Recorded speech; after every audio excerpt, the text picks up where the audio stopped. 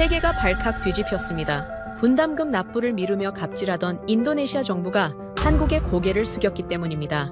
돈 대신 파묘로 지급하겠다며 분담금 납부를 또 미룬 인도네시아, 계약서에도 없던 기술 이전을 해달라며 뒤로는 프랑스 전투기를 또 사들였죠. 하지만 바로 그때 한국이 움직이기 시작했습니다.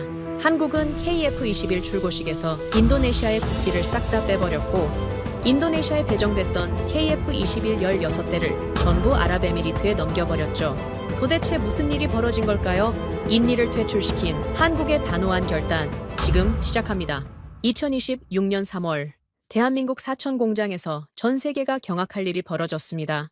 KF-21 전투기 동체에 선명하게 박혀있던 인도네시아 국기가 생중계 카메라 앞에서 북북 뜯겨 나갔어요. 수십만 시청자가 보는 앞에서요. 8년간 공동개발국이라는 이름표를 달고 있던 나라의 국기가 스티커 한 장처럼 벗겨져 바닥에 나뒹굴었습니다. 그 자리를 채운 건 금장 로고가 박힌 UAE 전용기와 1조 원짜리 현금 수표였죠. 도대체 어떻게 이런 일이 가능했을까요? 이 참극의 반가쇠를 당긴 건 바로 접니다. 저는 아리프 위자야, 인도네시아 국방부 획득총괄국장이었습니다. 28년간 자카르타 방산 조달의 모든 거래를 주물러 온 사람이에요. 동남아시아에서 제 사인 없이 전투기 한 대도 굴러가지 못한다는 자부심으로 살아왔습니다. 한국이라는 나라를 저는 언제든 구워 삶을 수 있는 하청업체쯤으로 여겼어요. 1조 원의 빚을 밀어놓고도 코웃음을 쳤습니다. 그 오만의 대가가 얼만지 저는 사흘 전까지도 몰랐습니다. 모든 건 그날 자카르타 회의실에서 시작됐어요. 한국 대표단을 3시간이나 복대 세워놓고 저는 느긋하게 커피를 마시고 있었습니다. 일부러 그런 겁니다. 복도 소파가 불편하다는 건 저도 알았어요. 쿠션이 얇아서 30분만 앉아 있어도 엉덩이가 아프거든요. 에어컨도 안 되는 그 복도에서 3시간을 버티게 하면 어떤 인간이든 기가 꺾입니다. 미국 로키드 마틴 부사장도 1시간 반 만에 넥타이를 풀었어요. 그런데 한국 대표단은 3시간이 지나도 아무 항의가 없었습니다. 비서관한테 물었더니 복도에서 조용히 서류를 검토하고 있다는 보고가 올라왔어요. 짜증이 났습니다.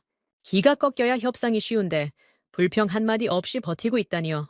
아주 괘씸했습니다. 저는 셔츠 소매를 한번 걷어 올려 브레게 시계를 확인하고 자리에서 일어났습니다.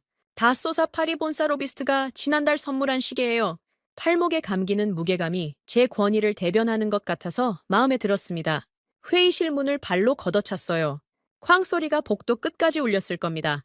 한국 대표단 3명이 긴 테이블 끝에 나란히 앉아 있었습니다. 맨 앞산의 얼굴이 가장 먼저 눈에 들어왔어요. 번지르르한 양복이 아니라 손목깃이 해진 항공 잠바를 입고 있었습니다. 송재호, KAI 수출전략본부장이라는 직함이 붙어 있었는데 차림새만 보면 공장 현장 반장 같았어요.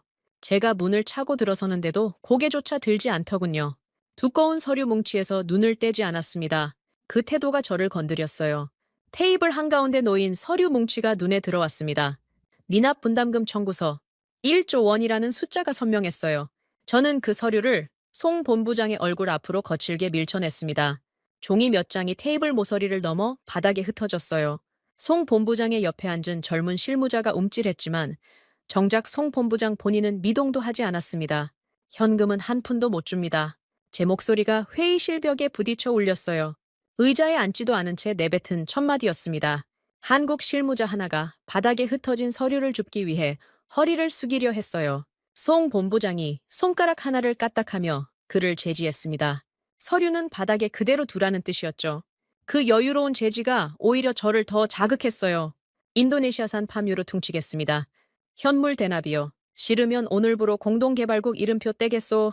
벼랑 끝 협박이었습니다. 계산은 끝나 있었어요. 한국은 KF-21의 최초 수출 실적이 간절했습니다. 인도네시아라는 이름이 수출 타이틀에 박혀야 후속 중동 시장이 열리거든요. 그 목마름을 저는 정확히 알고 있었어요. 제가 판을 깨겠다고 으름장을 놓는 순간 한국이 사색이 되어 바짓가랑이를 붙잡을 거라고 확신했습니다. 동남아 최대 시장이라는 간판의 무게를 모를 리가 없으니까요. 그런데 송 본부장의 표정이 변하지 않았습니다. 눈 하나 깜짝하지 않았어요. 그 무표정이 저를 불안하게 만들었습니다. 분노로 뒤덮인 제 머릿속 한 구석에서 아주 작은 의문이 고개를 들었어요. 왜 안 떨까? 왜 저 사람은 동요하지 않는 걸까? 하지만 그 의문을 곱씹을 여유는 없었습니다. 저는 이미 다음 수를 준비해 놓았으니까요. 주머니에서 서류 봉투를 꺼냈어요. 어젯밤 프랑스 다소사와 은밀하게 체결한 라팔 전투기 42대 구매 가계약서 4번이었습니다. 10조 원짜리 현금 계약이에요. 저는 그 서류를 테이블 위에 탁 던졌습니다.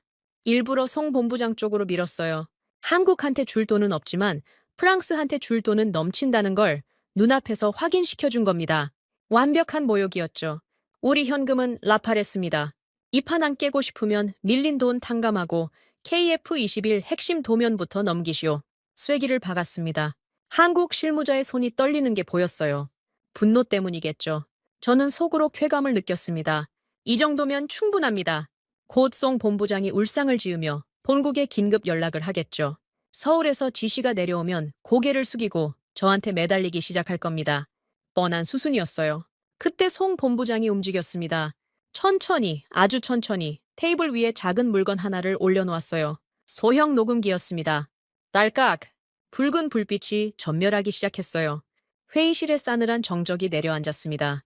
에어컨 바람소리만 윙하고 돌았어요. 제 시선이 녹음기에 꽂혔습니다. 뭘 하자는 겁니까? 심장이 한 박자 빨라진 걸 느꼈어요. 하지만 내색하지 않았습니다.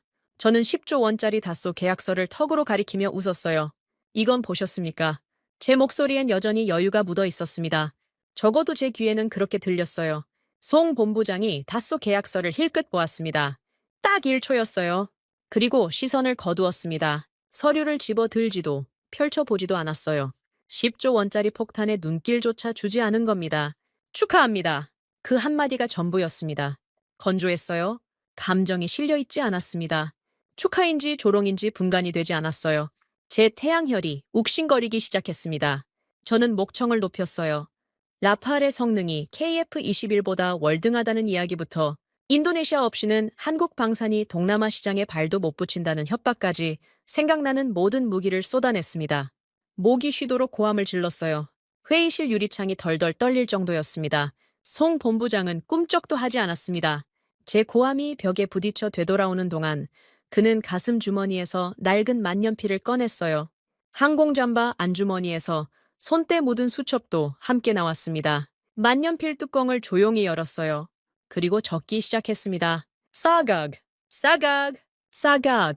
제가 내뱉은 말들이 그대로 수첩 위에 올라갔습니다. 토시 하나 틀리지 않았어요. 간간히 손목의 낡은 카시오 지샥 시계를 확인하며 오후 4시 27분 현물 대납 요구 재차 확인이라는 메모를 덧붙였습니다. 감정이 전혀 없었어요. 제 협박을 받아 적는 게 아니라 기상청 직원이 오늘의 기온을 적듯 담담했습니다. 등줄기가 서늘해졌어요. 설명할 수 없는 한기였습니다. 에어컨 때문이 아니었어요. 바닥에 엎드려 빌어야 할 사람들이 도리어 기계처럼 제 협박을 건조하게 기록만 하고 있었습니다. 제가 쏟아내는 모든 말이 제 의지와 상관없이 어딘가에 정밀하게 보관되고 있다는 감각이 목덜미를 스쳤어요. 완벽했던 제 승리의 판에 정체를 알 수 없는 균열이 한 줄기 스며들기 시작했습니다. 하지만 인정할 수 없었습니다. 저는 28년 경력의 아리프 위자야예요. 항공잠바 입은 공장 반장 따위한테 기가 죽을 사람이 아닙니다. 저는 의자를 박차고 일어서며 최후 통첩을 내뱉었어요. 사흘 안에 답을 가져오시오. 아니면 끝입니다. 송 본부장은 만년필 뚜껑을 닫았습니다. 수첩을 덮고 가슴 주머니에 넣었어요. 자리에서 일어나며 녹음기를 집어들었습니다. 붉은 불빛이 꺼졌어요. 회의실을 나가기 직전 송 본부장이 문손잡이에 손을 얹은 채 뒤도 돌아보지 않고 말했습니다. 사흘이면 충분하죠. 문이 닫혔어요. 발소리가 복도로 멀어져 갔습니다. 저는 텅 빈 회의실에 혼자 서서 브레게 시계의 초침 소리를 들었어요. 방금까지 제가 압도하고 있었는데 마지막 한마디가 자꾸 머릿속을 맴돌았습니다. 사흘이면 충분하다니 뭐가 충분하다는 겁니까? 시계 초침이 똑딱거릴 때마다 설명할 수 없는 불쾌감이 심장 밑바닥에서 조금씩 차올랐습니다. 사흘이 아니라 이틀이었습니다. 송재호 본부장이 자카르타를 떠난 지 이틀 만에 샤프리 장관에게서 전화가 왔어요. 새벽 6시였습니다.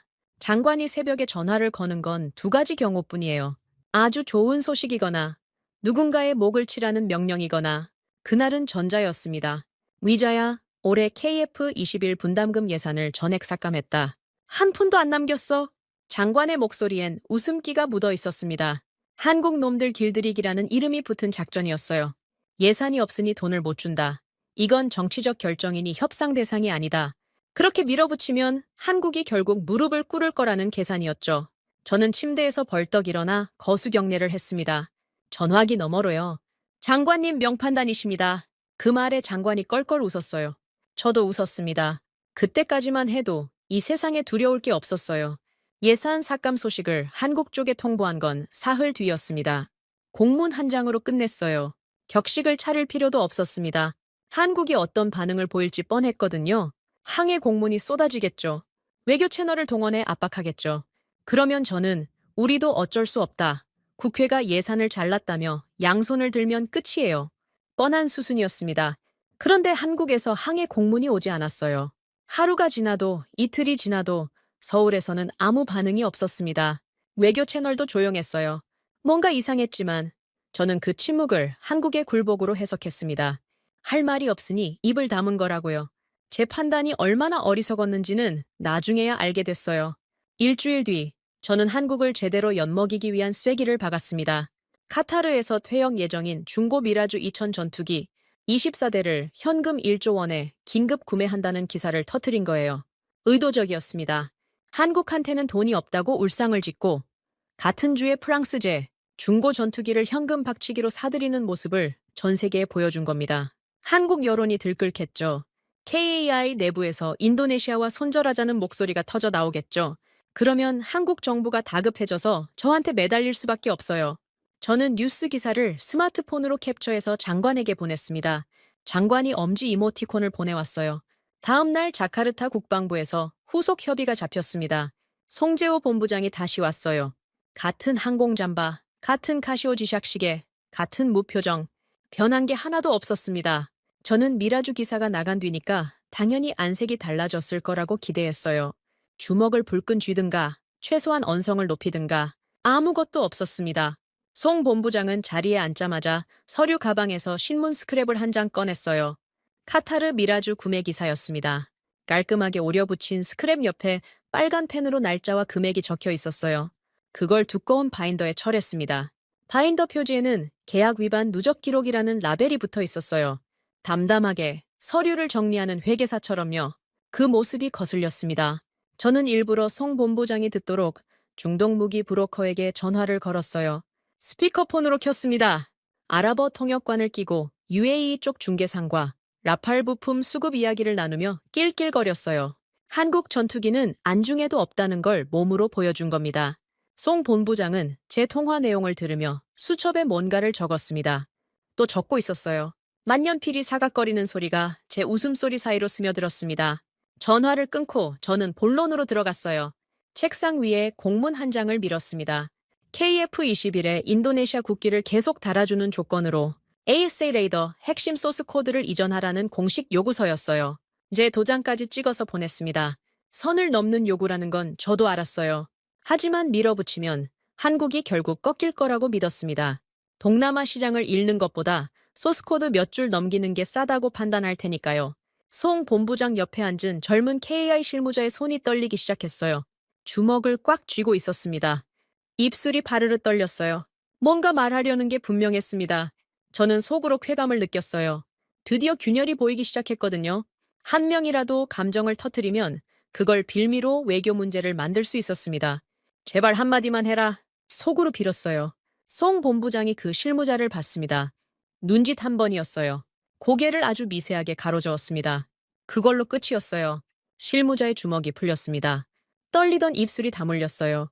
완벽한 제지였습니다. 한마디도 없이 눈빛 하나로 분노를 잠재운 겁니다. 저는 그 순간 처음으로 송재호라는 사람이 단순한 실무자가 아닐 수 있다는 생각이 스쳤어요. 하지만 인정하고 싶지 않았습니다. 회의 실문이 벌컥 열렸어요. 토니 하르요노 공군 참모총장이 들어왔습니다. 군복깃이 꼿꼿하게 세워져 있었고 얼굴이 붉었어요. 분노로 상기된 얼굴이었습니다. 장관의 허락 없이 회의실에 난입한 거였어요. 국장님, 제발 정신 차리십시오. 현대전에서 무인기와 연동할 수 있는 전투기는 한국 KF-21이 유일합니다. 라팔은 깡통이에요. 6세대 무인기 연동 기술이 빠진 전투기를 사는 건 30년 전 전쟁을 준비하겠다는 소리입니다. 이 알량한 갑질이 조국의 하늘을 팔아먹고 있다는 걸 왜 모르십니까? 토니 참모총장의 목이 붉어질 때까지 외치는 그 절규에 회의실이 잠시 조용해졌어요. 저는 손등으로 코끝을 문질렀습니다. 군인은 무기만 알지 정치를 모릅니다. 한국 전투기가 좋은 건 저도 알아요. 하지만 이건 성능의 문제가 아니라 힘의 문제입니다. 한국을 쥐어짜서 기술을 공짜로 뜯어내는 게 인도네시아의 국익이에요. 저는 경호원을 불러 토니 참모총장을 회의실 밖으로 끌어냈습니다. 참모총장이 문틀을 붙잡고 버텼지만 소용없었어요. 그 직후 바유 위도도 정비대대장에게서 긴급 전화가 왔습니다. 사정이 딱했어요. 수라바야 공군기지에서 가동률이 바닥을 치고 있다는 보고였습니다. 부품이 없어서 날 수 있는 전투기가 10대 중 3대뿐이라는 거예요. 나머지 7대에서 쓸만한 부품을 뜯어다가 3대에 끼우는 동족 포식을 하고 있었습니다. 바유 대대장의 목소리가 갈라졌어요. 국장님, 부품 수급이 안 되면 다음 달에는 비행 가능한 기체가 한 대로 줄어듭니다. 제발 무리한 협상을 멈춰 주십시오. 저는 웃었습니다. 코웃음이었어요. 바유 대대장의 간청을 한쪽 귀로 흘리며 전화를 끊었습니다. 현장에서 렌치를 돌리는 사람들의 사정 따위는 제 계산에 없었어요. 그날 밤 저는 사천 KAI 공장에 파견된 우리 기술진에게 극비 지시를 내렸습니다. KF-21 핵심 서버에 접속해서 설계 도면을 다운로드하라는 명령이었어요. 인질이 되어주면 더 좋았습니다. 한국이 우리 기술진을 건드리면 외교 문제로 비화시킬 수 있으니까요. 완벽한 양면 작전이라고 스스로 감탄했습니다. 답이 온 건 다음 날 새벽이었어요. 파견 기술진 팀장의 목소리가 떨리고 있었습니다. 국장님, 서버에 접속이 안 됩니다. 모든 계정이 조회 전용으로 강등되어 있어요. 다운로드 버튼 자체가 사라졌습니다. 언제 바뀌었는지 모르겠지만 저희가 알아채기 전에 이미 권한이 잠겨 있었어요. 심장이 쿵 내려앉았습니다. 조용히, 아무 예고도 없이 한국은 핵심 서버의 문을 닫아 걸었던 겁니다. 항해 공문 한 장 없이요. 경고 한마디 없이요. 그냥 잠갔어요. 저는 브레이크 시계를 만지작거리며 이를 악물었습니다. 다음 날 회의실에서 저는 KAI 측 프레젠테이션 스크린의 전원 코드를 잡아 뽑아버렸어요. 스크린이 꺼지며 회의실이 어두워졌습니다. 제 나름의 최후 시위였어요.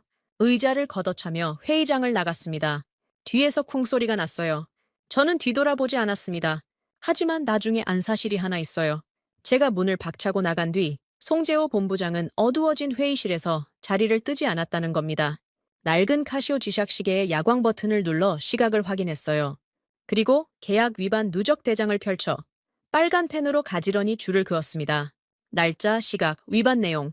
제가 회의실에서 고함을 지르고 전원 코드를 뽑고 스크린을 꺼뜨린 그 모든 행위가 한 줄 한 줄 적혀 들어갔어요. 제가 쏟아낸 모든 오만과 모욕이 빨간 펜 아래에서 가지런히 정렬되고 있었습니다. 그것이 무엇을 위한 기록인지 저는 아직 알지 못했어요. 외신이 먼저 알려줬습니다. 제가 아니라요. KF-21 양산 1호기 출고식이 열린다는 소식을 저는 블룸버그 속보로 접했어요. 사천 공장에서 6세대급 무인기 연동 기술이 적용된 첫 번째 양상이가 나온다는 내용이었습니다. 전 세계 외신 일면을 도배했어요. CNN, 로이터, 알자지라까지 일제히 톱뉴스로 올렸습니다. 국산 AESA 레이더와 무인기 복합체계가 완벽하게 연동된 전투기라는 수식어가 기사마다 붙어 있었어요. 시간당 유지비가 1,500만 원이라는 숫자도 빠지지 않았습니다. 저는 기사를 읽으며 콧노래를 불렀어요. 출고식이라 잔치를 벌인다는 뜻이죠. 잔치엔 귀빈이 필요합니다. 공동개발국 획득총괄국장인 제가 단상에 서야 그림이 완성되거든요. 인도네시아 국기가 전투기 동체에 박혀있는 장면을 전 세계에 송출하려면 저를 모셔가야 해요. 저는 이미 머릿속으로 사천 출고식 시나리오를 그리고 있었습니다. VIP 전용기로 도착해서 한국 국방장관과 악수하고 현지 조립 라인 100% 무상 이전 합의서에 사인하는 장면을 외신 카메라에 담는 거예요. 한국이 거절할 수 없는 자리에서 최대한의 전리품을 뜯어내는 겁니다. 출고식까지 딱 일주일 남은 날이었어요. 오전 10시였습니다. 비서관이 노크도 없이 문을 열었어요. 얼굴이 하였습니다. 뭐냐고 물었더니 한마디만 했어요. 한국 쪽 본부장이 왔다고요. 약속 없이, 예고도 없이 저는 의자에 깊숙이 등을 기대며 웃었습니다. 왔군요. 드디어 출고식 VIP 초대장을 들고 온 거예요. 한국도 체면이 있으니까 직접 가져온 거겠죠. 들여보내라고 했습니다. 여유롭게 브레게 시계를 매만졌어요. 집무실 문이 열렸습니다. 송재호 본부장이 성큼성큼 들어왔어요. 항공 잠바는 그대로였지만 걸음걸이가 달랐습니다. 느긋하지 않았어요. 군인처럼 곧고 빨랐습니다. 저는 의자에서 일어나지 않았어요. 앉은 채로 손을 내밀며 말했습니다. 어서 오시오. 초대장 가져왔소? 제 목소리엔 여유가 묻어 있었어요. 송 본부장은 제 손을 잡지 않았습니다. 악수를 무시한 거예요. 대신 오른손에 들고 있던 두툼한 서류 봉투를 제 책상 한가운데 꽂아 넣었습니다. 쿵! 무게감이 있었어요. 서류가 책상 위에 팽고지를 넘어뜨렸습니다. 저는 멈칫했어요. 초대장치고는 너무 두꺼웠거든요. 봉투를 열었습니다. 손끝에 힘이 들어갔어요. 안에서 나온 건 VIP 좌석 배치도가 아니었습니다. 방위사업청과 KAI의 붉은 직인이 나란히 찍힌 공문이었어요. 제목을 읽는 순간 눈동자가 멈췄습니다. 계약 파기 예고장. 5글자가 선명했어요. 핏빛 직인 2개가 마치 눈알처럼 저를 노려보고 있었습니다. 요구사항은 단 3줄이었어요. 미납금 1조 원 전액 현금 납부, 기술 이전 요구 전면 철회, 72시간 내 확약서 서명, 3줄 아래에 작은 글씨가 1줄 더 있었습니다. 조건 미이행 시 인도네시아 배정 물량 16대 전량 연구 취소. 연구라는 단어에 밑줄이 그어져 있었어요. 코웃음이 나왔습니다. 진짜로요. 배에서부터 올라온 웃음이었어요. 이게 뭡니까? 한국이 감히 인도네시아한테 최후 통첩을 날리겠다고요? 1조 원을 현금으로 내놓으라고요? 72시간 안에? 저는 서류를 집어들고 송 본부장의 눈앞에서 흔들었어요. 이건 명백한 외교적 결례요. 소매를 걷어붙이며 고함을 질렀습니다. 불에게 시계가 형광등 불빛에 번쩍였어요. 인도네시아는 동남아시아 최대 시장이고 한국의 방산 수출에 인도네시아라는 이름표가 얼마나 절실한지 모를 리가 없지 않습니까? 이딴 장난질로 우리를 겁줄 수 있다고 생각했습니까? 저는 있는 힘껏 책상을 내리쳤어요. 컵 받침이 튀어올랐습니다. 송 본부장은 제 고함을 끝까지 들었습니다. 한마디도 끊지 않았어요.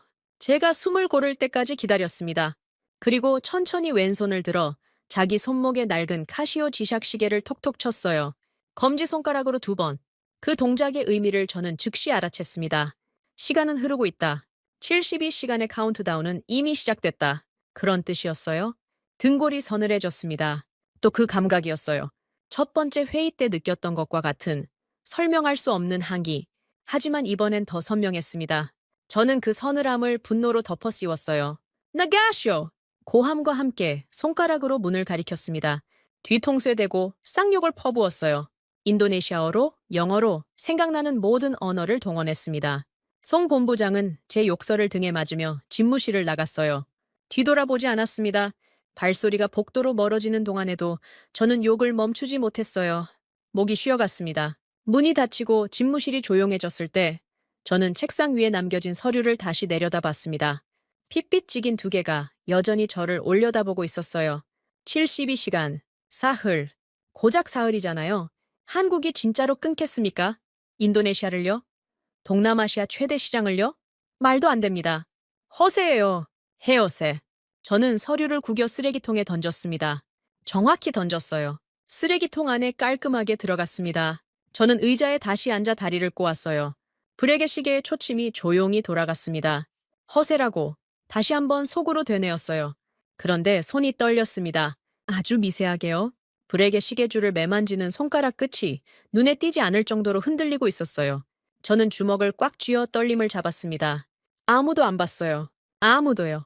쓰레기통에 구겨 넣은 서류가 자꾸 신경 쓰였습니다. 30분쯤 지났을까요? 저는 결국 자리에서 일어나 쓰레기통에 손을 넣었어요. 구겨진 서류를 꺼내 펼쳤습니다. 접힌 자국 사이로 붉은 직인이 다시 보였어요. 연구 취소.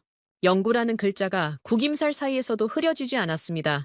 저는 서류를 책상 서랍 맨 안쪽에 밀어넣고 서랍을 닫았어요. 그날 밤 잠이 오지 않았습니다. 새벽 3시에 침대에서 일어나 서재로 갔어요. 책상 서랍을 열었습니다. 서류가 그대로 있었어요. 저는 어둠 속에서 한참을 들여다봤습니다. 72시간. 숫자가 머릿속에서 시계 초침처럼 똑딱거렸어요. 한국이 허세를 부리는 걸까요? 아니면 진짜 칼을 뽑은 걸까요? 송재호 본부장이 제 손목 시계를 톡톡 치던 그 동작이 자꾸 떠올랐습니다. 무표정했던 그 얼굴에서 저는 어떤 표정도 읽어내지 못했어요. 분노도, 경멸도, 두려움도 없었습니다. 아무것도 없었어요. 그게 가장 무서웠습니다. 서재 창문 너머로 자카르타의 새벽 하늘이 보였어요. 수라바야 기지에서 부품이 없어 날지 못하는 전투기들이 문득 떠올랐습니다. 바유 대대장이 갈라진 목소리로 매달리던 게 생각났어요. 하지만 저는 고개를 저었습니다. 그건 그 사람들 사정이에요. 제 사정이 아닙니다. 저는 서랍을 닫고 침대로 돌아갔어요. 이불을 덮었지만 여전히 잠이 오지 않았습니다. 스마트폰 화면이 켜졌어요. 알림 하나가 떴습니다. KAI 발신이었어요. 자녀 시간 통보, 70시간. 심장이 덜컥 내려앉았습니다.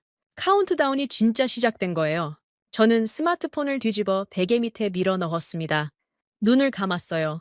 브레게 시계의 초침이 어둠 속에서 또각또각 울렸습니다. 그 소리가 밤새 멈추지 않았어요. 데드라인 48시간 전이었습니다. 등줄기에 식은땀이 흘렀어요. 인정하기 싫었지만 불안했습니다. 새벽부터 스마트폰을 들여다봤어요. KI에서 보내는 자녀 시간 통보가 2시간 간격으로 찍혀 들어왔습니다. 자녀 48시간, 자녀 46시간, 기계적이었어요. 감정이 없는 숫자들이 화면에 줄지어 내려앉을 때마다 심장이 쪼그라드는 것 같았습니다. 저는 아침 7시에 차관보를 불렀어요. 험한 수디르자. 제 밑에서 12년간 굳은 일을 도맡아온 충직한 부하입니다. 저는 험한을 한국의 특사로 보내기로 했어요. 명분은 간단했습니다. 장관님, 결제가 아직 안 떨어졌으니 한 달만 연기해달라. 이 한마디면 충분했어요. 관료의 세계에서 결제 핑계는 만능이거든요. 미국한테도 통하고 프랑스한테도 통했습니다. 한국이라고 다를 게 뭐가 있겠습니까? 험한이 인천행 비행기를 탔어요. 착륙 후 곧장 KAI 본사로 향했습니다. 저는 자카르타 집무실에서 전화를 기다렸어요. 1시간이 지나도 연락이 없었습니다. 2시간이 지나자 초조해졌어요. 3시간째 전화벨이 울렸습니다. 험한의 목소리가 떨리고 있었어요. 국장님, 면담이 거절됐습니다. 로비에서 30분을 기다렸는데 접수 담당자가 나와서 종이 한 장을 건네더군요. 거기에 딱 한 줄 적혀 있었습니다. 72시간 현금 완납 확약서 외 일체의 문서 접수를 거부한다. 그리고 건물 밖으로 안내받았습니다. 수화기를 쥐인 손에 힘이 들어갔어요. 문전박대. 인도네시아 국방부 차관보를 문전박대한 겁니다. 로비에서 쫓아냈어요. 저는 이를 악물었습니다. 좋아요. 그렇게 나오겠다는 거죠. 그럼 다른 판을 벌이겠습니다. 제 머릿속에 떠오른 건 언론이었어요. 한국 여론을 뒤집으면 됩니다. KAI가 동남아 최대 파트너를 갑질로 내쫓고 있다는 프레임을 만드는 거예요. 한국 국민들이 들고 일어나면 정부가 압박을 받겠죠. 그러면 KAI도 물러설 수밖에 없습니다. 저는 자카르타 주재 한국 언론 특파원 2명에게 비밀리에 접선했어요. 촌지를 찔러 넣었습니다. 기사 방향까지 친절하게 써줬어요. 한국 방산업체 오만, 동남아 파트너를 협박하는 KAI의 민낯, 제목까지 정해줬습니다. 기사가 송고되기도 전에 역풍이 불어왔어요. 제 책상 위에 놓인 노트북 화면에 속보 알림이 떴습니다. 한국방위사업청 공식 발표. 제목을 읽는 순간 심장이 멎는 줄 알았어요. 인도네시아 계약 위반 사항 팩트체크 일지 전문 공개. 방사청이 선수를 친 겁니다. 제가 언론 플레이를 준비하는 동안 한국은 이미 팩트체크 문서를 전 세계 외신에 뿌려버렸어요. 화면을 스크롤했습니다. 손가락이 떨렸어요. 날짜별로 정리된 위반 기록이 줄줄이 나왔습니다. 파뮤 현물 대납 요구 일시와 발언 원문, 카타르 미라주 현금 구매 건과 예산 삭감 통보 시점의 모순, 에이세 소스코드 이전 요구 공문 전문, 파견 기술진을 통한 설계 도면, 불법 다운로드 시도 정황, 전부 날짜와 시각이 붙어 있었어요. 소수점 단위까지 정확한 금액이 표기되어 있었습니다. 송재호 본부장이 회의실에서 사각거리며 적어 내려가던 그 수첩이었어요. 빨간 펜으로 줄을 긋던 그 바인더였습니다. 제가 쏟아낸 모든 오만과 모욕이 날짜별로 색인이 붙어서 전 세계 앞에 펼쳐진 거예요. 제 얼굴에서 피가 쫙 빠졌습니다. 글로벌 여론이 뒤집혔어요. 로이터가 먼저 받아 적었습니다. CNN이 뒤따랐어요. 알자지라가 특집 패널을 편성했습니다. 제가 준비한 갑질 프레임은 단 한 줄도 기사화되지 못했어요. 대신 전 세계 헤드라인을 도배한 건 인도네시아의 기만적 이중 계약과 불법 기술 탈취 시도라는 문구였습니다. 촌지를 먹인 한국 특파원 2명에게서 연락이 왔어요. 기사를 못 쓰겠다고요? 방사청 팩트체크가 너무 촘촘해서 반박할 구석이 없다는 거였어요. 다급해졌습니다. 저는 긴급 이메일을 작성했어요. 파뮤 대납 비율을 50%로 줄이겠다는 2차 타협안이었습니다. 반은 현금, 반은 파뮤. 나름 양보한 겁니다. 전송 버튼을 누르고 화면을 뚫어지게 쳐다봤어요. 수신 확인이 뜨기까지 5분이 걸렸습니다. 답장은 그로부터 30초 만에 왔어요.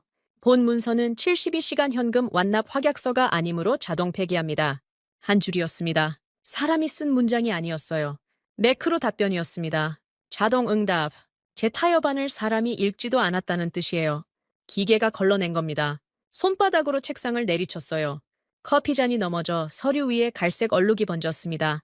데드라인 24시간 전이었어요. 저는 외교 카드를 꺼냈습니다. 주한 인도네시아 대사관에 긴급 훈령을 내려 한국 외교부에 압박을 넣으라고 지시했어요. 대사급 면담을 요청했습니다. 방산 계약은 양국 외교 관계의 근간이니 신중하게 처리해달라는 논리였어요. 외교부가 나서면 방사청도 KI도 한 발 물러설 수밖에 없습니다. 그렇게 믿었어요. 대사관에서 회신이 온 건 2시간 뒤였습니다. 한국 외교부 동아시아 태평양 국장이 대사를 만났대요. 면담 시간은 7분이었습니다. 국장이 한 말은 단 한 문장이었어요. 방산 수출은 철저한 계약 원칙의 문제이며 외교부 소관이 아닙니다. 그리고 자리에서 일어났대요. 7분. 고작 7분이었습니다. 밤이 깊어지고 있었어요. 데드라인 18시간 전, 저는 최후의 타협안을 만들었습니다. 분담금 10년 거치 분할 납부. 지금 당장 현금이 없으니 10년에 걸쳐 나눠 갚겠다는 제안이었어요. 성의를 보여야 한다고 생각해서 공증까지 받았습니다. 자카르타 공증사무소를 새벽에 깨워서 도장을 받아왔어요. 떨리는 손으로 스캔해서 KAI에 전송했습니다. 답이 바로 왔어요. 이번엔 매크로가 아니었습니다. 화상 연결 요청이었어요. 가슴이 뛰었습니다. 드디어 대화 창구가 열리는 건가. 화면이 켜졌어요. KAI 실무자 한 명이 앉아 있었습니다. 제 얼굴을 보지도 않았어요. 그 실무자는 제가 보낸 10년 거치 분할 납부 서류를 출력해서 들고 있었습니다. 공증 도장이 선명한 그 서류를요. 실무자가 천천히 일어서더니 옆에 놓인 파쇄기에 서류를 밀어 넣었습니다. 윙! 기계음이 화상 마이크를 통해 제 귀에 꽂혔어요. 제 눈앞에서 새벽에 공증사무소를 깨워가며 만든 서류가 면발처럼 잘려나갔습니다. 화면이 꺼졌어요. 연결 종료. 의자 등받이에 머리를 부딪혔습니다. 천장이 빙빙 돌았어요. 이건 뭡니까? 이건 도대체 뭡니까? 그때 집무실 문이 벌컥 열렸어요. 토니 하르요노 공군 참모총장이었습니다. 군복이 구겨져 있었어요. 급하게 달려온 게 분명했습니다. 토니 참모총장이 제 책상 앞까지 성큼성큼 다가왔어요. 저를 내려다봤습니다. 눈이 충혈되어 있었어요. 위자야, 마지막으로 묻겠다. 지금이라도 현금을 치면 늦지 않았어. 미라주 계약을 취소하고 그 돈을 한국에 보내면 아직 기회가 있단 말이야. 토니 참모총장의 목소리가 갈라졌어요. 멱살을 잡힐 뻔했습니다. 참모총장의 손이 제 옷깃 근처까지 왔어요. 저는 경호원을 불렀습니다. 2명이 달려와 참모총장의 양팔을 잡았어요. 토니 참모총장이 끌려나가면서 고함을 질렀습니다. 내 놈이 조국의 하늘을 팔아먹고 있어. 알고나 있냐? 문이 닫혔어요. 고함이 복도 너머로 멀어졌습니다. 저는 흐트러진 옷매무새를 고치며 브레이크 시계를 봤어요. 데드라인 12시간 전. 자정이 가까웠습니다. 저는 차를 몰고 샤프리 장관의 사저로 달려갔어요. 장관이라면 해결할 수 있습니다. 장관이 직접 나서면 한국 쪽도 체면을 세워줄 겁니다. 장관은 인도네시아 군부의 최고 실세예요. 그분의 전화 한 통이면 모든 게 해결됩니다. 사저에 도착했을 때 대문은 굳게 닫혀 있었어요. 인터폰을 눌렀습니다. 한참 뒤에 비서관이 나왔어요. 장관님을 뵈어야 합니다. 긴급합니다. 제 목소리가 떨리고 있었습니다. 비서관이 저를 올려다봤어요. 표정이 없었습니다. 입을 열었어요. 장관님 말씀이십니다. 내 선에서 알아서 수습해. 철문이 닫혔습니다.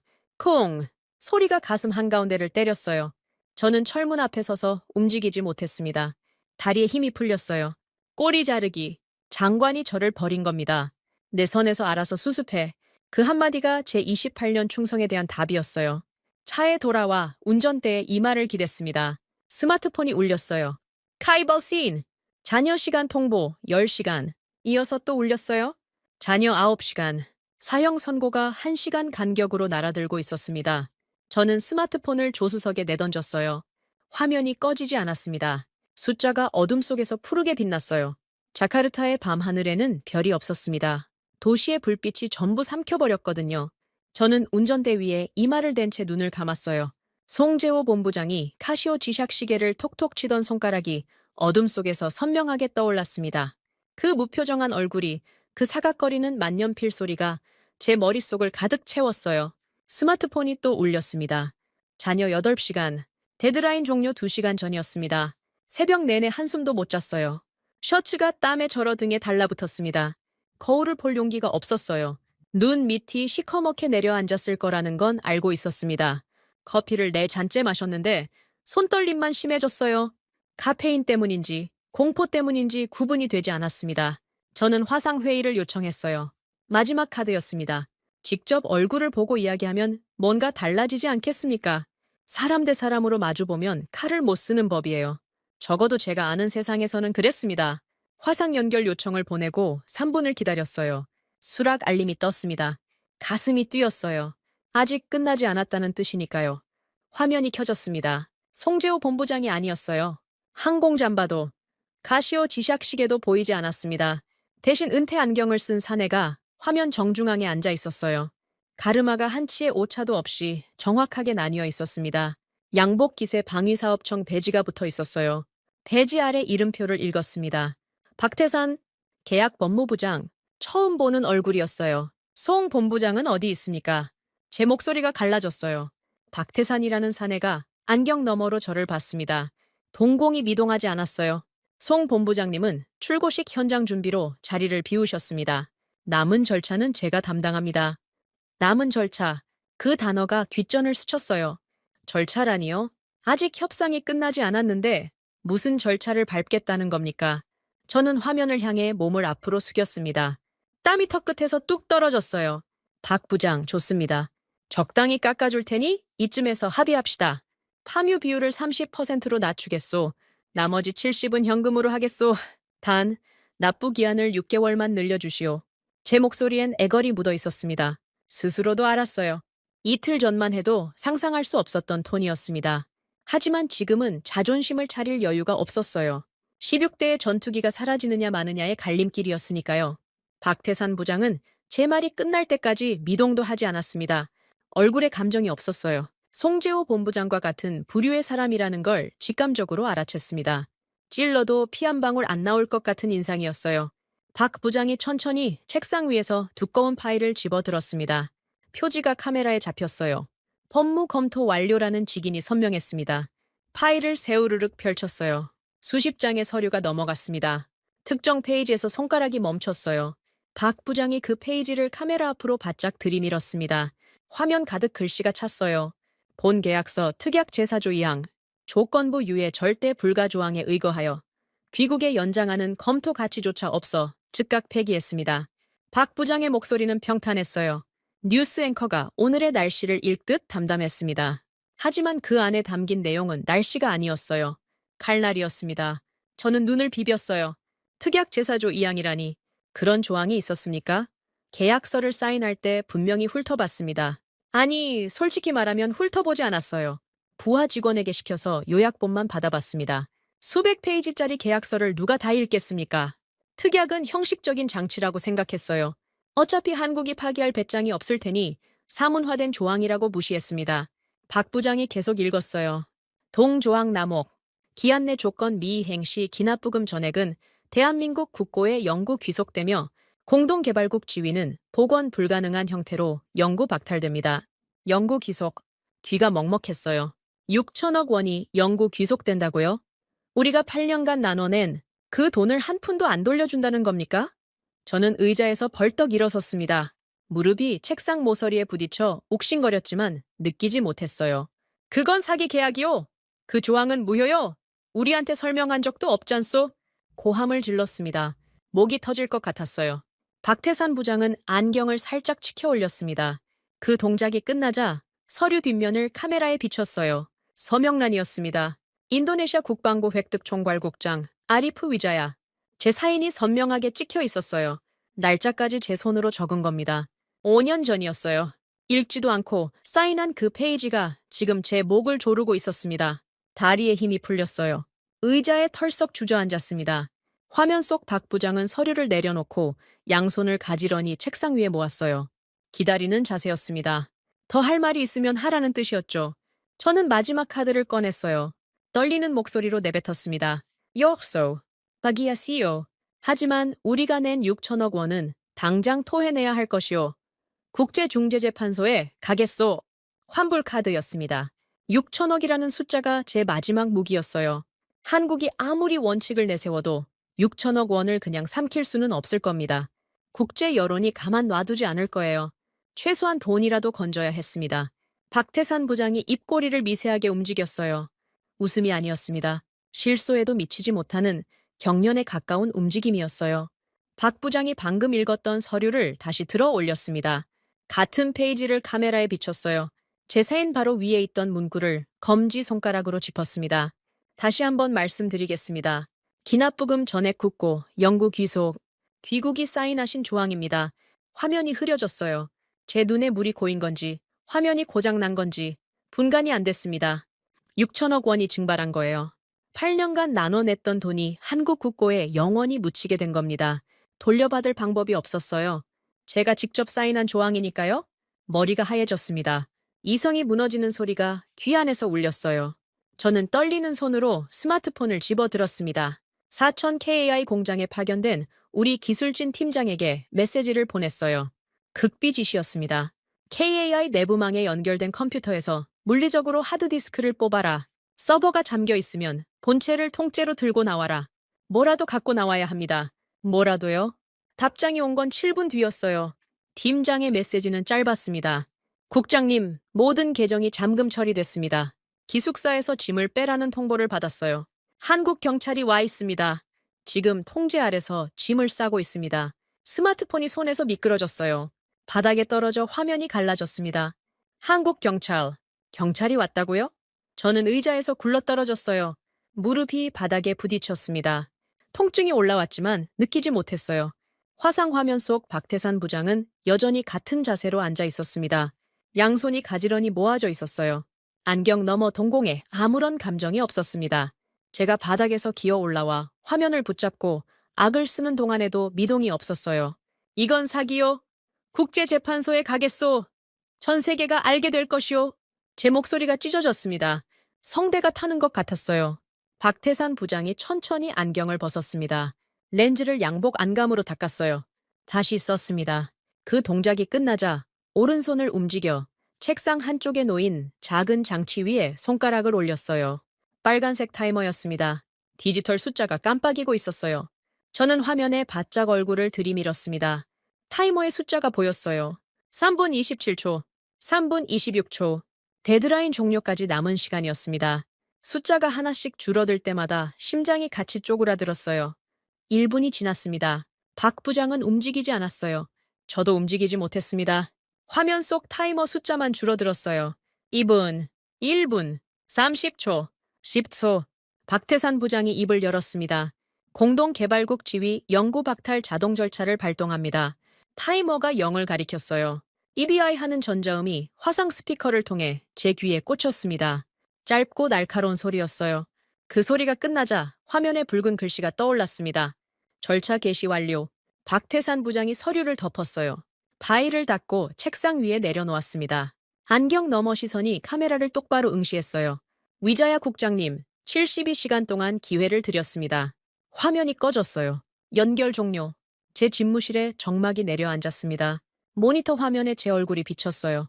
땀범벅이 된 얼굴, 충혈된 눈, 벌어진 입. 그 얼굴이 제 것이라는 게 믿기지 않았습니다.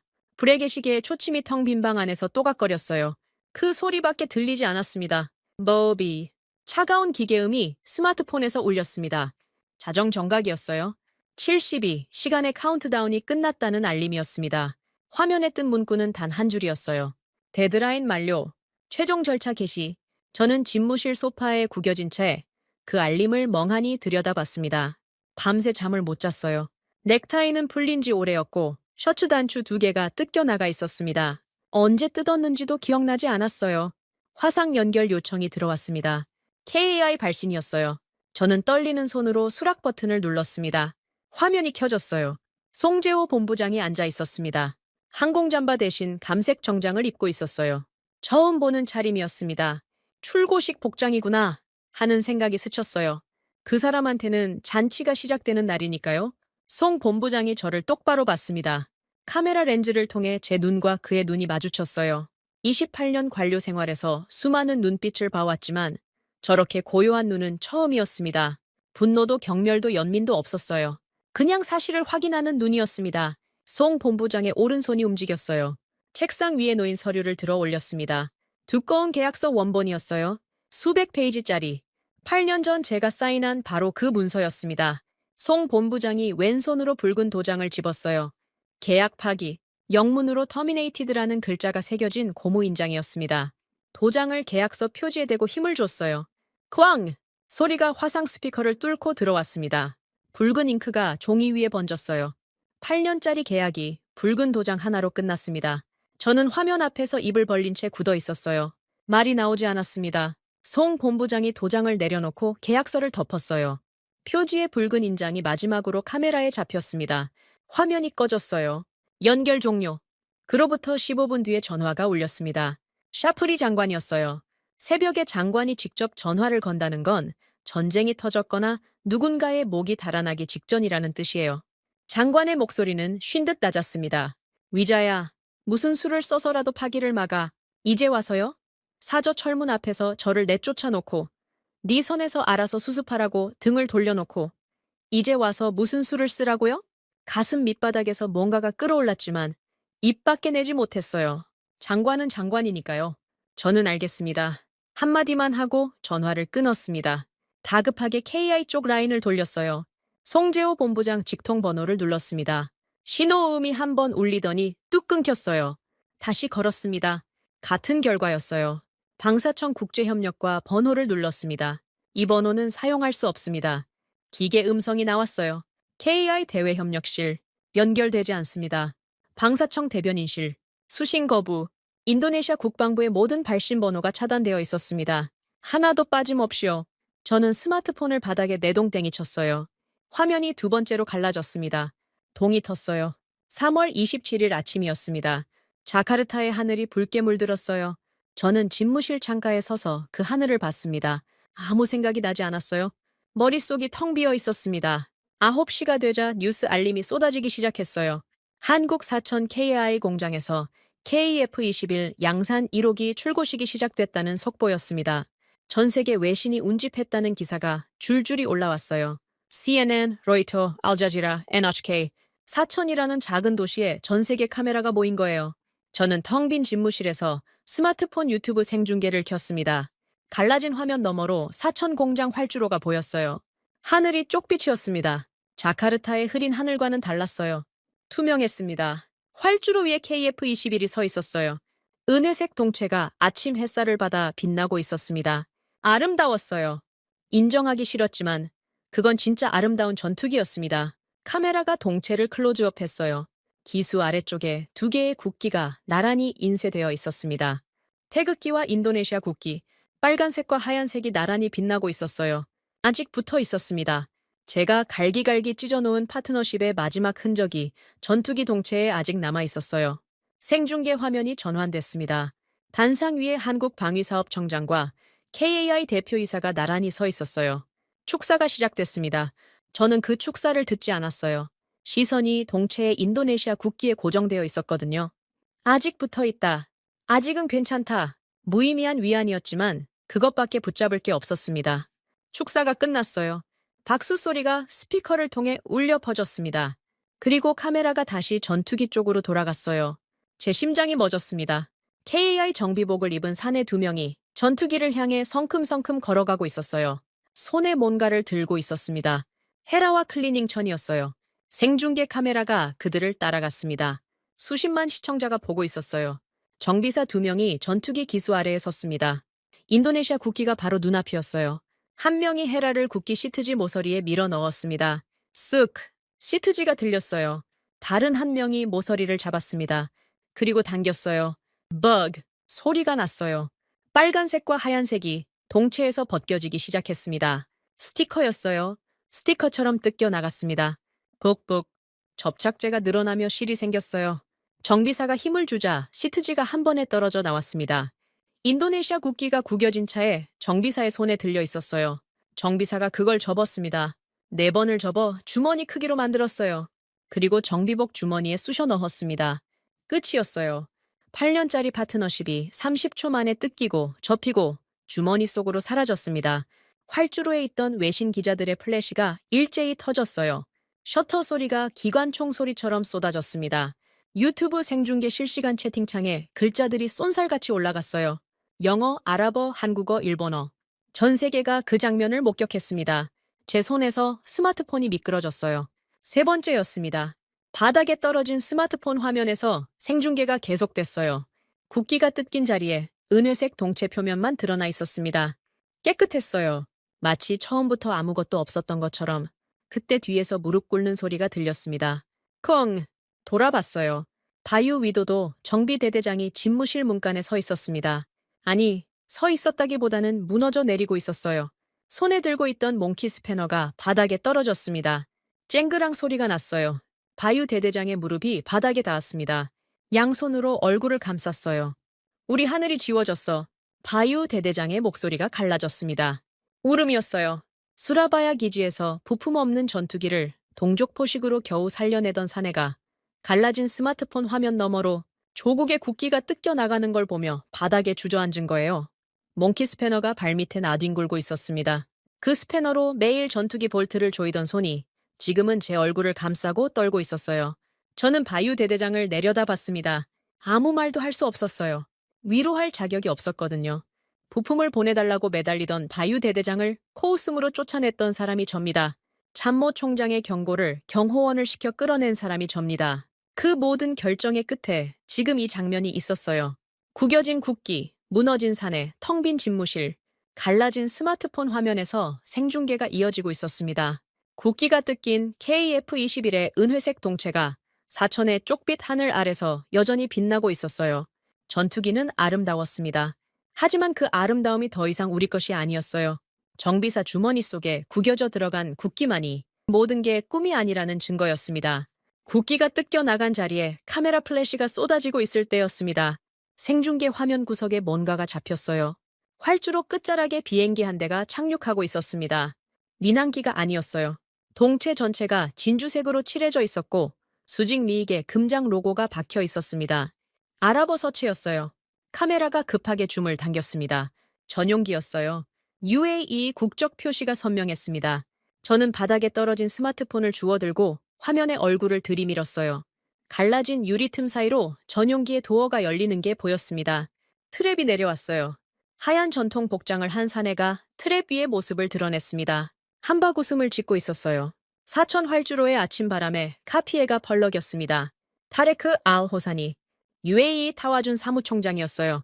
중동 방산시장의 최고 실세입니다. 이름만으로 수조 원이 움직이는 사람이에요. 심장이 쿵 내려앉았습니다. 왜 저 사람이 여기에 있습니까? 출고식 뒤빈 명단에 UAE는 없었어요. 적어도 제가 알기로는 없었습니다. 알 호사니 총장이 트랩을 내려와 활주로를 성큼성큼 걸었어요. 한국 쪽 관계자 서너 명이 달려가 악수를 나눴습니다. 송재호 본부장도 보였어요. 감색 정장 차림의 송 본부장이 알 호사니 총장과 두 손을 맞잡고 있었습니다. 둘 다 웃고 있었어요. 오래전부터 알던 사이처럼 자연스러웠습니다. 제 머릿속에서 경보음이 울렸어요. 이건 우연이 아닙니다. 72시간 데드라인이 끝나자마자, 정확히 끝나자마자 중동 최고 실세가 전용기를 타고 날아온 겁니다. 우연일 리가 없었어요. 이건 처음부터 짜여 있었습니다. 한국이 우리를 잘라내는 순간을 기다리며 활주로 너머에서 엔진을 돌리고 있었던 거예요. 알 호사니 총장이 단상으로 올라갔습니다. 외신 기자들의 카메라가 일제히 방향을 틀었어요. 마이크 숲이 단상 앞에 빼곡했습니다. 알 호사니 총장이 마이크를 잡았어요. 아랍어가 아닌 유창한 영어였습니다. 동시통역이 한국어와 아랍어로 깔렸어요. 생중계 자막이 화면 하단에 떴습니다. 저는 글자 하나하나를 읽었어요. 눈알이 빠질 것 같았습니다. 알 호사니 총장이 인도네시아라는 이름을 입에 올렸어요. 제 심장이 멈췄습니다. 인도네시아가 버린 물량 16대 전량을 우리 UAE가 즉시 인수하겠습니다. 버린 물량. 버렸다고요? 우리가 버린 게 아닙니다. 빼앗긴 거예요. 하지만 전 세계 카메라 앞에서 알 호사니 총장의 입을 통해 나온 단어는 분명히 버린이었습니다. 인도네시아가 스스로 내다버린 쓰레기를 UAE가 주워 담겠다는 뉘앙스였어요. 치가 떨렸습니다. 그런데 알 호사니 총장의 발언이 거기서 끝나지 않았어요. 다음 문장에서 저는 의자 팔걸이를 부러뜨릴 뻔했습니다. 가격 협상은 필요 없습니다. 1조 원 전액을 현금 100% 선입금으로 즉시 결제하겠습니다. 전액 선입금, 깎기 한 푼 없이 현금으로. 저는 8년 동안 1조 원을 밀어놓고 파묘로 때우겠다고 발악했어요. 그런데 UAE는 1조 원을 그 자리에서 협상 한 번 없이 현금 다발로 내려놓겠다고 선언한 겁니다. 제가 8년간 질질 끌며 한국에 숨통을 조였다고 믿었던 그 금액을 중동의 오일머니가 30초 만에 청산해 버렸어요. 활주로에 환호성이 터졌습니다. 한국 쪽 관계자들의 박수가 쏟아졌어요. 외신 기자들의 플래시가 또다시 기관총처럼 쏟아졌습니다. 생중계 채팅창은 폭발하고 있었어요. 영어와 아랍어와 한국어가 뒤섞여 화면을 타고 미친 듯이 올라갔습니다. 저는 소파 등받이에 머리를 기댔어요. 천장이 빙빙 돌았습니다. 스마트폰 화면에서 생중계가 이어졌어요. 한국방위사업청 관계자와 알호사니 총장이 테이블 앞에 나란히 섰습니다. 서류가 펼쳐졌어요. 만년필이 오갔습니다. 독점 가계약서에 서명하는 장면이 전 세계에 송출됐어요. 한국 측 관계자가 악수를 건네며 말했습니다. 신용이 확실한 새 파트너를 환영한다고요. 제가 8년간 차지하고 있던 자리에 같은 날 같은 활주로에서 새 주인이 사인을 하고 있었어요. 그때 화면에 속보 자막이 깔렸습니다. 제 눈이 자막에 꽂혔어요. UAE KF-21 물량 인수에 이어 6세대 무인기 공동개발 파트너 권리까지 전면 인수 추진. 숨이 막혔습니다. 물량만 가져간 게 아니었어요. 우리가 공동개발국으로서 쥐고 있던 6세대 무인기 기술 접근 권한, 그 파트너 자격까지 UAE가 통째로 가져가겠다는 거였습니다. 제가 8년간 기술을 뜯어내겠다고 소스코드를 내놓으라고 악을 쓰며 들이밀었던 그 권리를 UAE가 현금 다발과 함께 웃으며 챙겨간 거예요. 제 손가락 사이로 모래가 빠져나가듯 모든 것이 흘러내리고 있었습니다. 생중계 화면 한쪽에 방산 전문가 인터뷰가 삽입됐어요. 블룸버그 인텔리전스 방위산업 수석 애널리스트라는 직함이 붙어 있었습니다. 에릭 주라는 이름이었어요. 안경을 쓴 중국계 미국인이었습니다. 에릭 주 애널리스트가 카메라를 똑바로 보며 말했어요. 한국은 수백억 부채의 무임승차국을 단칼에 도려냄으로써 중동 오일머니를 독점할 완벽한 투자 신뢰도를 증명했습니다. 오늘 사천에서 벌어진 일은 단순한 계약 변경이 아닙니다. K방산의 글로벌 신용 등급이 한 단계 올라간 사건입니다. 무임승차국, 그 단어가 가슴에 모처럼 박혔어요. 에릭 주 애널리스트의 리포트가 전 세계 금융 단말기에 동시 송출되고 있었습니다. 한국 방산 관련 기업들의 주가가 실시간으로 치솟았어요. KAI 주가가 장시작 30분 만에 상한가를 찍었습니다. 한화에어로스페이스, LIG 넥스원, 현대로템까지 줄줄이 올랐어요. 전 세계 방산 시장이 요동치고 있었습니다. 저는 소파에서 몸을 일으켰어요. 떨리는 손으로 스마트폰을 들었습니다.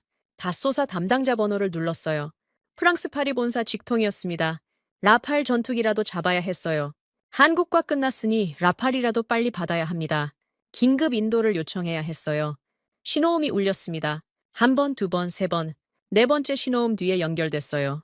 다쏘 담당자의 목소리가 들렸습니다. 뒤에서 웅성거리는 소리가 났어요.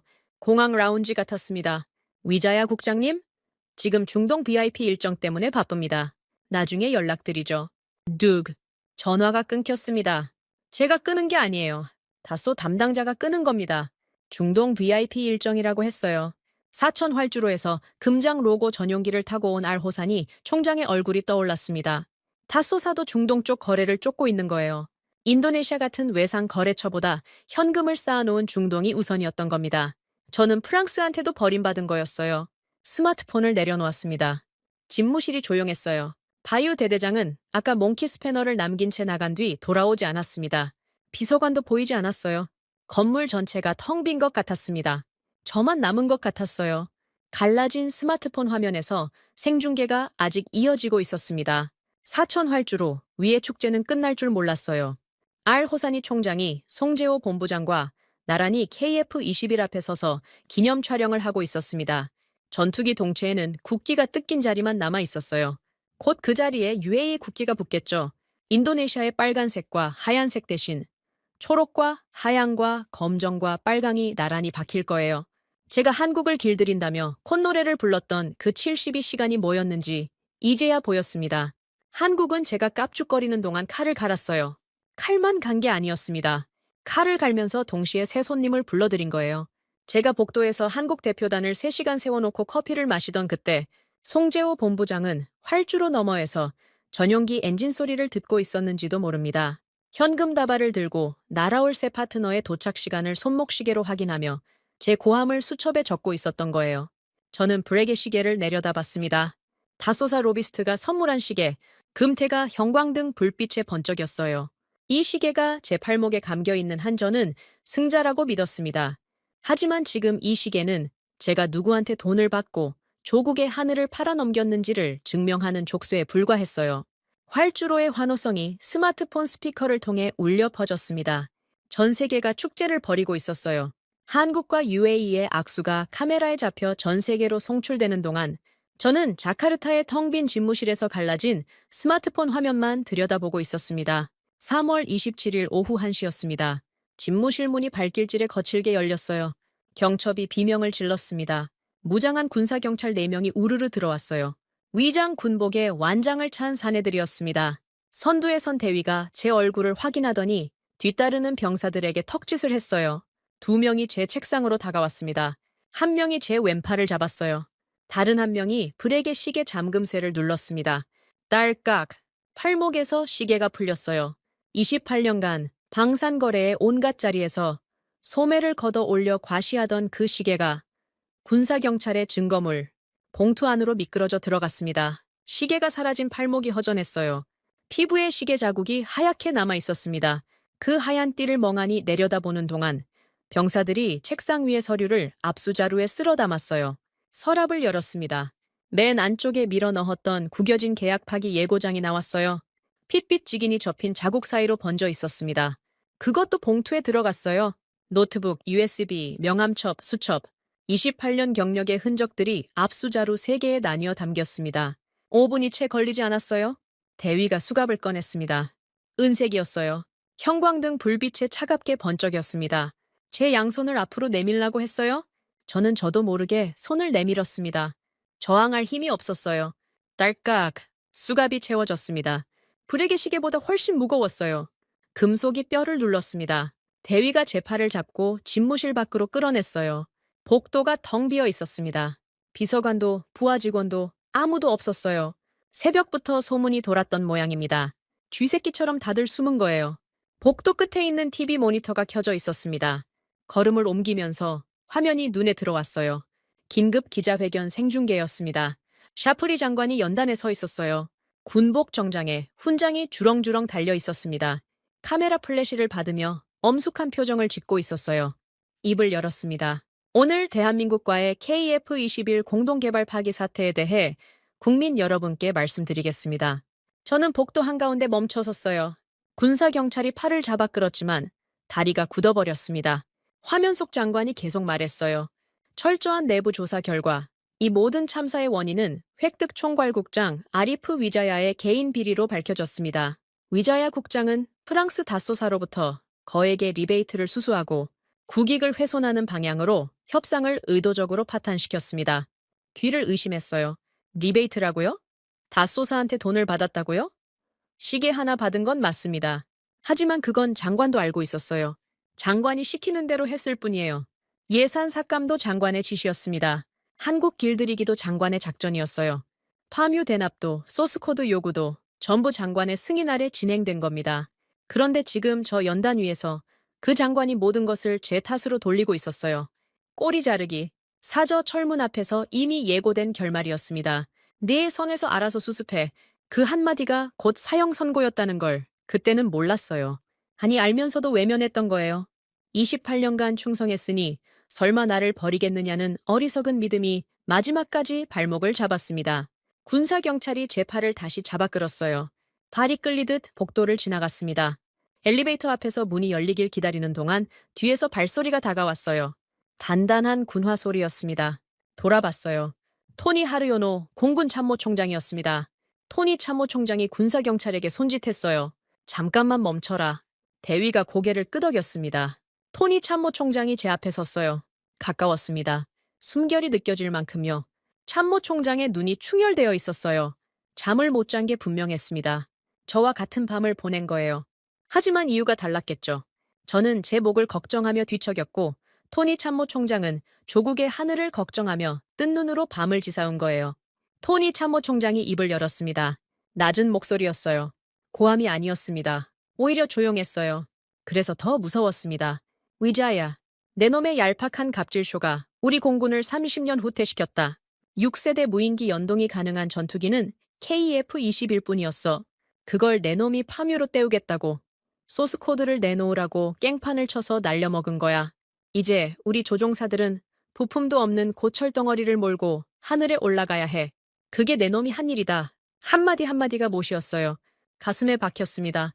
저는 고개를 숙였어요. 수갑 찬 손이 떨렸습니다. 토니 참모 총장의 눈에 물기가 번졌어요. 하지만 눈물을 흘리지는 않았습니다. 군인이니까요. 참모 총장이 한 발 뒤로 물러섰어요. 등을 돌렸습니다. 군화 소리가 복도를 울리며 멀어졌어요. 엘리베이터가 열렸습니다. 군사경찰이 저를 밀어 넣었어요. 지하 주차장으로 내려갔습니다. 군 호송차가 대기하고 있었어요. 짙은 초록색 철판 차량이었습니다. 뒷문이 열렸어요. 안은 어두웠습니다. 좁은 벤치 하나가 전부였어요. 저는 고개를 숙이고 올라탔습니다. 등이 철판에 부딪혔어요. 차가웠습니다. 호송차가 출발했어요. 좁은 창살 틈으로 바깥이 보였습니다. 자카르타 시내를 빠져나가 교외로 접어들자 군 기지 활주로가 눈에 들어왔어요. 수라바야가 아니라 한림 기지였습니다. 활주로 옆에 전투기 여러 대가 늘어서 있었어요. 라팔이었습니다. 카타르에서 긴급 도입한 중고 미라주가 아니라 다소사와 가계약을 맺었던 라팔이요. 아직 정식 인도도 안 된 초기 물량 2대가 테스트 명목으로 들어와 있었어요. 하지만 날개가 꺾여 있었습니다. 정확히는 날개 파일런에 붙어야 할 무장 체결 장치가 빠져 있었어요. 엔진 카울링이 열린 채 고정되어 있었고 내부 배선이 허옇게 드러나 있었습니다. 부품이 없는 거예요. 동족 포식을 당한 흔적이 역력했습니다. 바유 대대장이 매일같이 겪고 있던 그 참혹한 현실이 활주로 위에 고스란히 널려 있었어요. 날 수 없는 전투기, 부품을 뜯겨 속이 드러난 고철 덩어리, 그것이 제가 조국에 남긴 유산이었습니다. 호송차 창살 너머로 기지가 멀어졌어요. 군사 감옥이 가까워지고 있었습니다. 차 안의 작은 모니터에서 뉴스가 흘러나왔어요. 볼륨이 낮았지만 들렸습니다. 사천 출고식 이후 전 세계 방산 시장의 반응을 보도하고 있었어요. 중동을 넘어 유럽의 폴란드까지 KF-21 도입 의향서를 보냈다는 속보가 떠 있었습니다. 노르웨이, 말레이시아, 콜롬비아, 줄줄이 이름이 올라왔어요. 한국의 전투기를 사겠다고 전 세계가 줄을 서고 있었습니다. 제가 하청업체라고 비웃던 그 나라의 전투기 앞에요. 호송차가 멈췄습니다. 철문이 열렸어요. 군사 감옥이었습니다. 콘크리트 벽이 높았어요. 저는 호송차에서 내려 철문 안으로 걸어 들어갔습니다. 복도가 길었어요. 형광등이 노랗게 깜빡거렸습니다. 독방 문이 열렸어요. 안으로 들어갔습니다. 문이 닫혔어요. 컹! 울림이 뼛속까지 파고들었습니다. 독방은 좁았어요. 벽과 바닥이 전부 콘크리트였습니다. 침상 하나와 병이 하나, 그게 전부였어요. 창문은 손바닥 크기만 했습니다. 오후 5시에 햇빛이 비스듬히 들어왔어요. 저는 침상에 앉지 않았습니다. 바닥에 주저앉았어요. 차가운 콘크리트가 등을 눌렀습니다. 수갑이 풀린 손목에 빨간 자국이 남아 있었어요. 브레게 시계가 있던 자리 바로 위였습니다. 시계 자국과 수갑 자국이 겹쳐져 있었어요. 하나는 허영의 증거였고 하나는 파멸의 증거였습니다. 압수당하기 직전 갈라진 스마트폰에 떴던 마지막 알림이 떠올랐어요. 메일 한 통이었습니다. 발신자는 송재호, KI 수출전략본부장. 제목은 없었어요. 본문은 단 한 줄이었습니다. 협상은 끝났지만 인도네시아의 무운을 빕니다. 무운을 빈다. 그 한마디가 뼈를 때렸어요. 조롱이었을까요? 예의였을까요? 둘 다인 것 같았습니다. 28년 경력의 방산 관료를 상대로 항공잠바 차림의 낡은 가시오 지샥시계를 찬 사내가 녹음기와 만년필과 빨간 펜만으로 완벽하게 목을 잘라놓고 마지막에 남긴 말이 무운을 빈다는 한 줄이었어요. 독방 바닥에 웅크려 앉아 귀를 기울였습니다. 아무 소리도 들리지 않았어요? 브레게 시계의 초침 소리도, KAI의 자녀시간 통보음도, 샤프리 장관의 전화벨도 전부 사라졌습니다. 그런데 이상한 소리가 들렸어요. 환청이었습니다. 송재호 본부장이 회의실에서 만년필로 수첩에 적어 내려가던 그 소리가 콘크리트 벽 사이로 울려 퍼졌어요. 싸각, 싸각, 싸각. 제가 내뱉은 모든 오만이 기록되던 그 소리가 머릿속을 가득 채웠습니다. 저는 두 손으로 머리를 쥐어뜯었어요. 언제든 구워 삶을 수 있다고 믿었던, 한국을 만만한 호구로 착각했던 그 알량한 오만함이 결국 제 목을 쳤습니다. 조국 하늘의 미래까지 함께요. 독방의 손바닥만 한 창문 너머로 자카르타의 하늘이 어두워지고 있었어요. 그 하늘을 지킬 전투기는 이제 없었습니다. 지금까지 대한민국의 감동을 전하는 감동 유나였습니다. 다음 영상에서 더 재미있고 감동적인 대한민국의 이야기로 찾아뵙겠습니다. 선배님들 좋은 하루 되세요.